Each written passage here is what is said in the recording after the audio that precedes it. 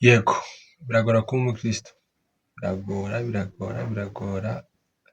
Biragora cyane cyane ariko ntabwo ari ibintu byoroshye, ntabwo ari ibintu nyine wabyuka ngo uhite ubikora. Ya. Ariko bikugora nyine iyo utazi icyo wakurikiye. Bikugora iyo utazi Imana wakurikiye, bikugora nyine iyo utazi ibyo urimo.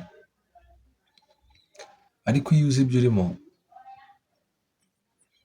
ndetse uhita umenya yuko nta muntu wigeze uca mu bintu bigoye ku isi wabayeho kuruta Yesu. Bivuze ngo uburibwe twashamo bwose, Yesu niwe wabanje kubucamo mbere yacu. Kandi akimara kubucamo mbere yacu, we yarababaye cyane kuturusha. Ikiyongeyeho kuri ibyo, yararenganaga. Bamuhoraga ubusa, nta kintu yari yarakoze cyari gutuma akorerwa ibyo yakoze. Ibyo yakorewe nako. Yarababajwe cyane, arazira ubusa, ariko yaziraga njyewe nawe, kugira ngo nyine tubabarirwe ibyaha byacu, kugira ngo uyu munsi ujye ukora icyaha uvuga ati Mana mbabarira.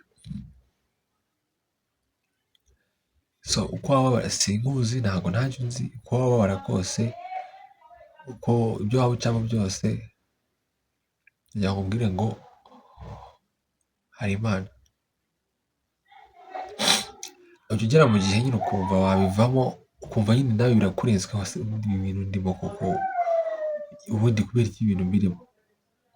Ntakabaye meze nk'abandi bose, gusa ubundi nyine bimeze gutya, nyine rimwe na rimwe ukumva waba depressed. Ariko nagira ngo nkubwire ngo wabona aka kanya ubwo uri kubona ino video ari umunsi wa nyuma wawe wo kubabara, wabona ejo Imana hari uko izabigenza. Icyo nagusaba, ntucike intege, komeza ukore, kandi uko byagenda kose ntugire ikindi kintu ushyira imbere uretse Imana yonyine.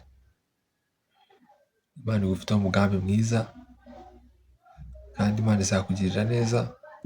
Icyo usabwa gusa ihangane, izagukomeza, izagutabara. Wowe wizere gusa, utitaye kuko uri kubona situation zimeze uko. Tekereza ejo hazaza hawe heza, utekereza ibibazo uri gucamo uyu munsi. Ndabizi neza ko Imana igufiteho umugambi mwiza. Yeremiya 29:10 iravuga ngo nzi ibyo ndibwira kubagirira, ntabwo ari bibi ahubwo ni byiza, kugira ngo mbare mu mutima ibyo muzabona hanyuma. Bisobanuye ngo Imana irakubwira ngo wowe izi neza ibyo ikwiriye kukugirira. Humura, Imana irakuzi, yakumenye utaranavuka, urumva yabuzwa n'iki kumenya ibizakubaho. Rero iyo niyo izi ibikukwiriye, ihangane. Hari impamvu ibyo ngibyo uri gucamo, nibwo buhamya uzabwire abejo, igihe uzaba umeze neza nawe abazaba ari guca mu bihe nawe uri gucamo, uzababwira ati mukomere, hari icyo Imana yakoze. Nawe rero aka kanya ibyo uri gucamo ni ubuhamya uzahereza abantu ejo, ubwo nawe izakugirira neza. Shalom.